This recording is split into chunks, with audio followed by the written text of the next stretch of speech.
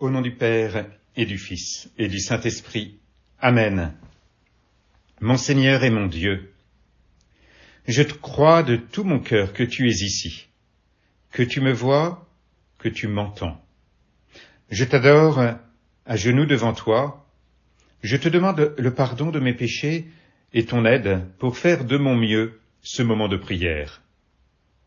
Marie, ma mère immaculée, Saint Joseph et mon ange gardien, intercédez pour moi. C'était il y a 9 ans, au début du mois de juin, à la sortie de l'église, une jeune fille de 14 ans vient me voir pour me demander le baptême. Je lui demande son parcours, qu'est-ce qu'elle a découvert de l'Évangile. Pas grand-chose, rien. Alors, je lui demande, mais pour toi, qui est Jésus? Alors, avec des yeux qui brillent, jaillit du fond de son cœur une réponse immédiate, le Fils de Dieu. Le Fils de Dieu. Et je vois à ce moment-là cette scène de l'Évangile que l'Évangile nous offre aujourd'hui. Quand Jésus demande à ses apôtres, au dire des gens, qui est le Fils de l'homme?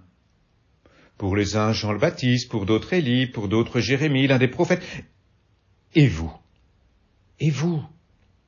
Que dites-vous? Pour vous, qui suis-je? Il y a dans ces deux questions un basculement essentiel. La première question, au dire des gens, qui est le Fils de l'homme, nous amène à réfléchir à ce que nous avons entendu, ce que nous avons reçu. Oh, c'est important. Il y a des réponses qui sont très belles, qui sont très justes. Il n'est pas faux de dire que Jésus est un prophète, qu'il parle au nom de Dieu. Il faudrait compléter. Oui, Jésus, tu n'es pas simplement un prophète, mais tu es la parole de Dieu. Il n'est pas faux de dire qu'il est Élie. Dans l'évangile de Luc, Jésus est souvent présenté comme le nouvel Élie.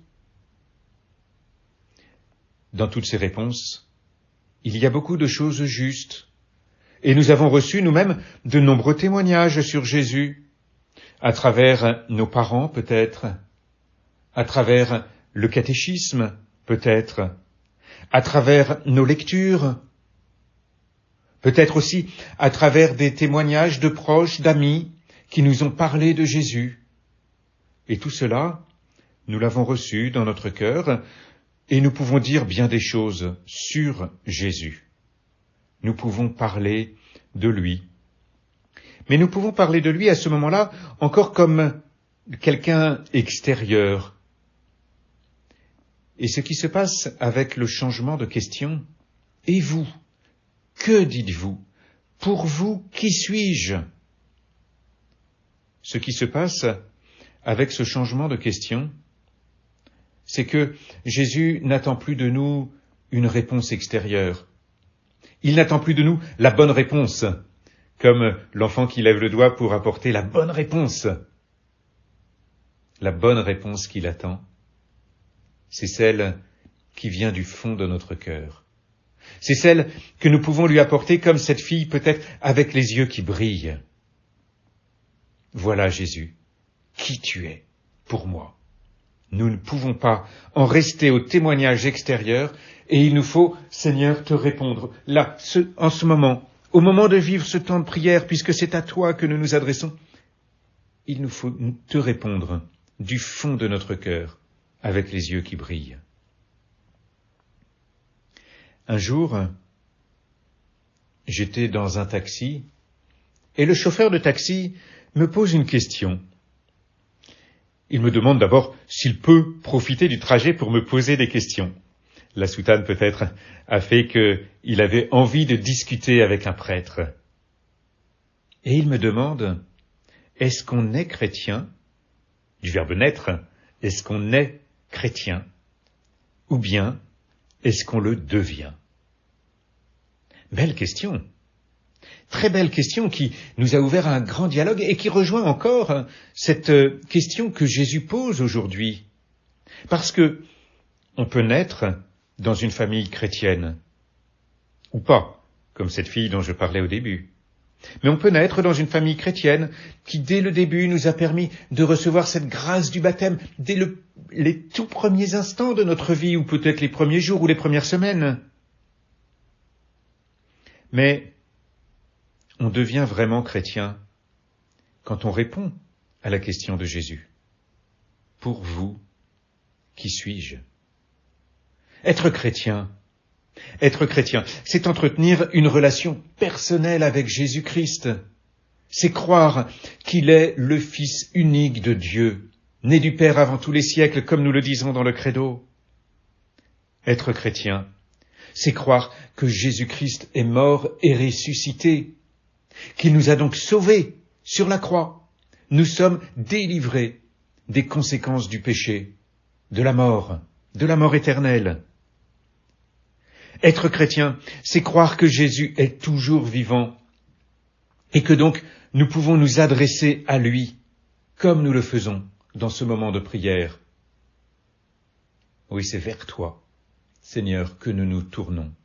C'est toi qui t'adresses à nous par ton évangile, ta parole toujours vivante. Nous ne parlons pas de toi au passé, comme si tu étais quelqu'un d'il y a 2000 ans. Nous parlons de toi au présent, nous te parlons, parce que tu es vivant, tu es vraiment ressuscité. Être chrétien, c'est nous adresser à Jésus du fond de notre cœur, c'est vivre avec lui, dans la puissance de l'Esprit Saint, parce que Jésus est ressuscité, il est vivant. Je suis avec vous tous les jours jusqu'à la fin des temps. Alors, est-ce qu'on est chrétien ou est-ce qu'on le devient ? Eh bien, nous le devenons vraiment lorsque du fond de notre cœur, nous répondons à la question de Jésus, pour vous, qui suis-je ? Nous voyons Simon-Pierre qui, le premier, prend la parole et répond à Jésus. Et Jésus lui dit, « Heureux es-tu, Simon. Ce n'est pas la chair et le sang qui t'ont révélé cela, que je suis le Christ, le Fils du Dieu vivant. Ce n'est pas la chair et le sang qui t'ont révélé cela, mais mon Père qui est aux cieux. » Oui, pour répondre à la question de Jésus, il nous faut écouter ce que l'Esprit Saint a mis au fond de notre cœur. Bien sûr, cette réponse, c'est nous qui la formulons, c'est toi, c'est moi. Mais cette réponse, pour vous, qui suis-je ? Nous allons la chercher au fond de notre cœur en découvrant ce que l'Esprit Saint y a déposé et qui nous permet donc de répondre avec une grande foi, avec beaucoup de générosité à Jésus qui nous pose cette question. Lorsque Saint Pierre répond à Jésus, « Tu es le Christ, le Messie, le Fils du Dieu vivant », Jésus lui donne aussi une mission. « Je te le déclare, tu es Pierre, et sur cette pierre je bâtirai mon Église. » En répondant à Jésus, du fond de notre cœur, qui il est pour nous, peut-être entendrons-nous Jésus nous confier une mission. La première étant de témoigner de lui. Bien sûr, ces messages, qui il est pour nous, eh bien, nous pouvons le partager autour de nous. Mais aussi, peut-être, telle ou telle mission pour continuer notre vie chrétienne. La réponse à la question de Jésus, pour vous, pour toi, qui suis-je ? Cette réponse nous entraîne dans la suite du Christ. Et elle nous entraîne dans la suite du Christ parfois de manière radicale. Je parlais de cette fille qui me répondait avec une grande spontanéité à la question « Pour toi, qui est Jésus ?» C'était il y a 9 ans. Le 8 septembre prochain, cette fille rentre au Carmel. Prions pour elle et n'hésitons pas à répondre à Jésus du fond de notre cœur avec les yeux qui brillent quand il nous demande, comme aujourd'hui, pour vous, pour toi, qui suis-je ? Je te remercie, mon Dieu, des bonnes résolutions, des beaux désirs et des lumières que tu as semées dans mon cœur pendant ce moment de prière. Je te demande de m'aider à les faire fructifier. Marie, ma Mère Immaculée, Saint Joseph et mon ange gardien, accompagnez-moi toujours en chemin.